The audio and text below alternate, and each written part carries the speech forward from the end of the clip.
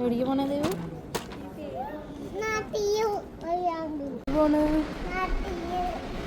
Hi all. അപ്പോൾ ദേവു പറഞ്ഞ പോലെ ഞങ്ങളിതാ നാട്ടിലേക്ക് പോയിക്കൊണ്ടിരിക്കുക കേട്ടോ. അപ്പോൾ പപ്പയില്ലാത്തതുകൊണ്ട് തന്നെ ഭയങ്കര ബുദ്ധിമുട്ടായിരുന്നു അവരെ രണ്ടുപേരെയും മാനേജ് ചെയ്യാൻ കേട്ടോ. ഞാൻ ഒരാൾ ഇങ്ങോട്ട് വിളിക്കുമ്പോൾ ഒരാൾ അങ്ങോട്ട് വിളിക്കുമ്പോൾ ഒരാൾ ഇങ്ങോട്ടും പോയിക്കൊണ്ടിരിക്കുകയായിരുന്നു. രണ്ടുപേരെയും നല്ല ബുദ്ധിമുട്ടായിരുന്നു മാനേജ് ചെയ്യാനായിട്ട്.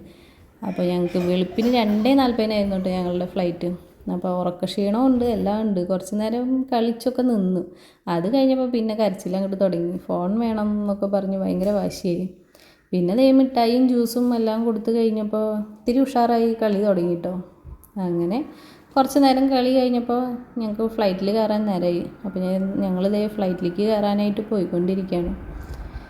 സച്ചുവിനെ കൊണ്ട് പിന്നെ വലിയ കുഴപ്പമുണ്ടായിരുന്നില്ല. അവൻ ഇങ്ങനെ നടന്ന് പോയിക്കൊണ്ടിരുന്നു. അവനെല്ലാം കാണാനും എല്ലാത്തിനും ഭയങ്കര ഇഷ്ടമായിരുന്നു.